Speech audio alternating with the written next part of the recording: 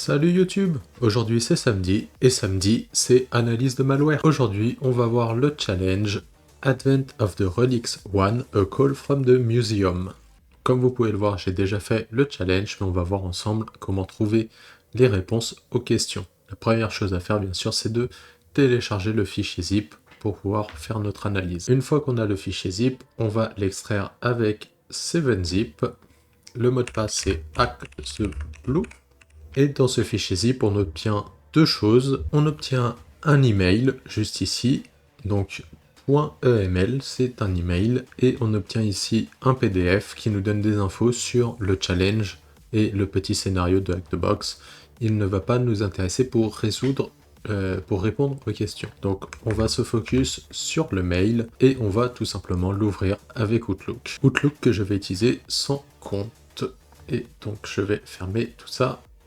Hop là. Donc on peut voir cet email qui est ici. On a un email de phishing avec une pièce jointe. Je vais télécharger la pièce jointe tout de suite et je vais la sauvegarder sur le desktop. On voit que c'est un .zip et que le mot de passe se trouve ici. Et avant de continuer sur le fichier zip, sur ce qui est donné dans l'email, on va voir ensemble pour répondre aux questions du début. La première question nous demande qui est l'attaquant, quelle est son adresse email.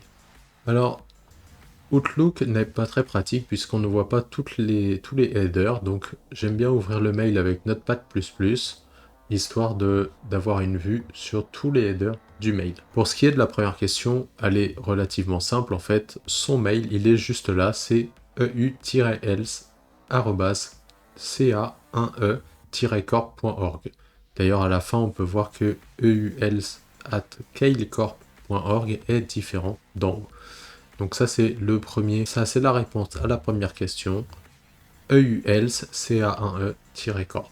Donc le faux mail, le mail de l'attaquant. La seconde question nous demande quel serveur a envoyé ce mail. Pour ça, j'ouvre et je regarde dans les headers et je regarde les receive. Donc ce que je vais faire, c'est faire le find next. En fait, il y en a trois, comme vous pouvez le voir.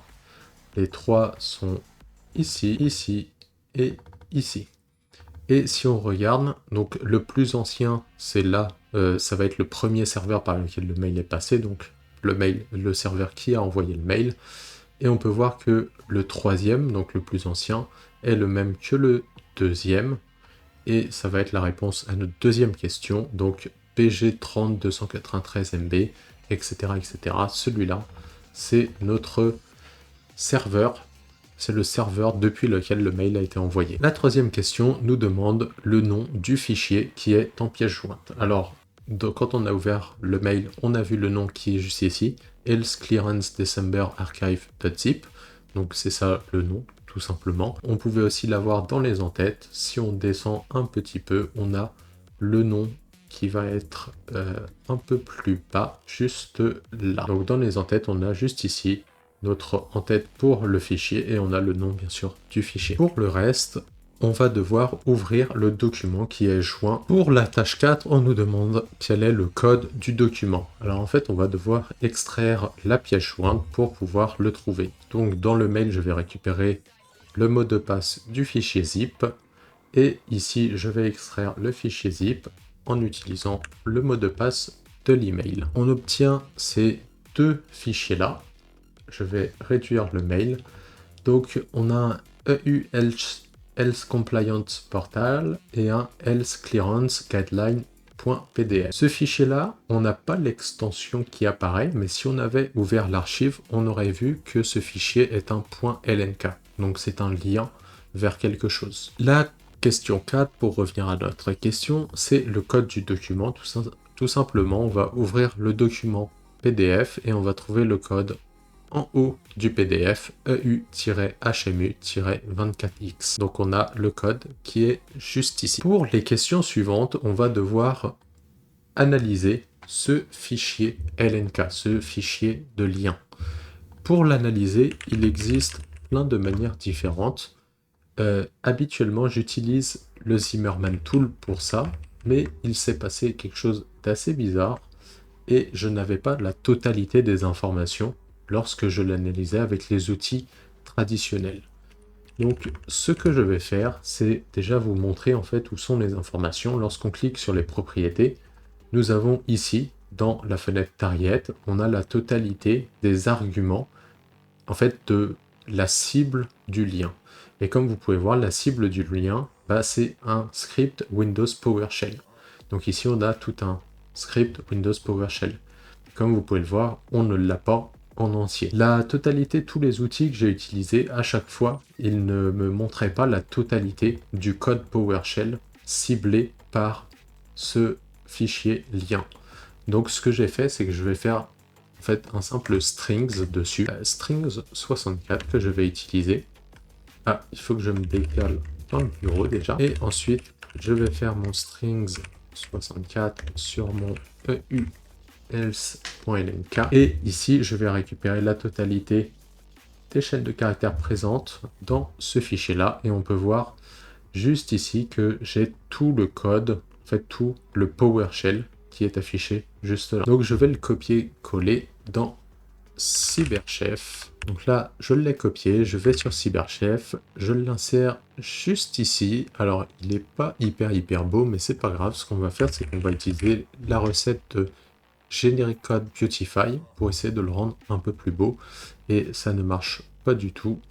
Ce n'est pas grave, on va quand même pouvoir trouver ce qu'on cherche à l'intérieur. Le mieux va être de le mettre dans un Notepad++. Dans Notepad, d'ailleurs, on peut faire Language et aller dans les P et ensuite PowerShell juste ici. Le PowerShell qui a là tout au début, hop, on va réduire. Et là, ce que je vais faire, c'est que je vais simplement chercher les points-virgules. Et à chaque point-virgule, je vais sauter une ligne, puisque en PowerShell, un point-virgule, ça veut dire une ligne de code qui se termine. Donc, je veux sauter à chaque point-virgule pour pouvoir rendre la chose un peu plus claire à lire. Alors, ici, on a plusieurs choses sur le petit script. On va les voir petit à petit, mais la première chose, c'est qu'on va regarder les questions pour répondre en même temps. Là, la première question, c'est l'URL qui est contactée lors d'une requête POST. Alors, si on regarde ici, on peut voir qu'il y a une URL juste ici, qui est stockée dans $OM.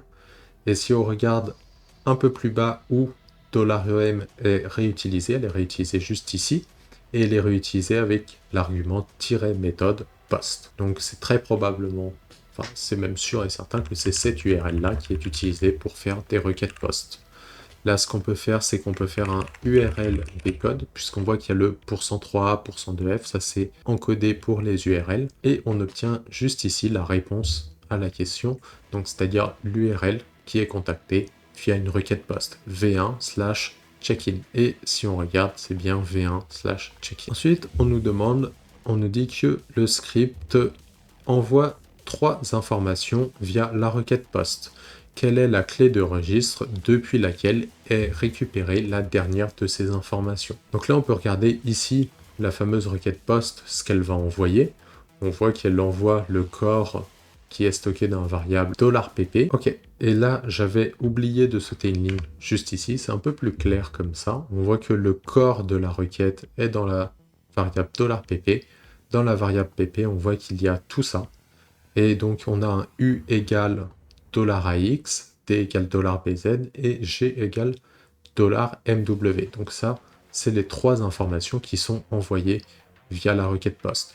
On voit que $AX contient l'username. On voit que $BZ contient le domaine. Et on voit que $MW contient le résultat d'un appel à cette clé de registre HKLM, Software, Microsoft, Cryptographie, Machine, GUID. Donc c'est la réponse à notre question. HKLM, Software, Microsoft, Cryptographie, Machine, GUID. Donc bien sûr là, il faut adapter puisqu'on n'a pas à remettre les 2 points pour répondre à la question et que le Machine GUID est la clé qui est demandée. La question 7 nous demande quand le script télécharge et exécute la deuxième étape de l'attaque, donc le second stage, depuis une autre URL, quel est le domaine depuis laquelle elle télécharge donc cette seconde attaque. Ici, on peut le voir juste ici avec le IWR qui est du coup une applet de PowerShell pour pouvoir faire des requêtes. On peut voir ici qu'il lui donne un header avec un token d'autorisation et il lui donne aussi cette variable LJ plus la variable ZU. La variable LJ, elle est juste ici, LJ.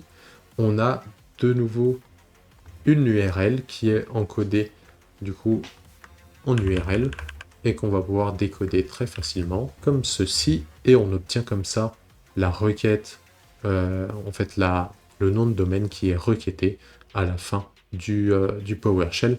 Juste avant, vous voyez le résultat de ce qu'il obtient avec cette requête est exécuté avec IEX qui permet d'exécuter des scripts en PowerShell. Donc le nom de domaine c'est adventoftheRelics-forum.htpblue.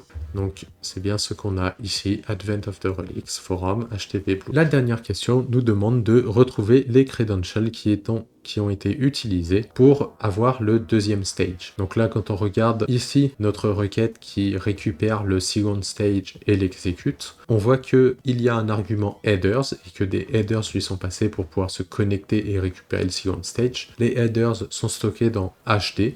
HD contient le headers authorization, donc qui permet de s'authentifier sur le serveur en face, et ces authorizations sont égales à ce qui est stocké dans la variable BS. La variable BS est là sur la première ligne, et c'est le résultat de la jointure de tous ces éléments-là, après avoir été décodé de la base 64. On va récupérer tout ça, et on va supprimer basic qui est ici,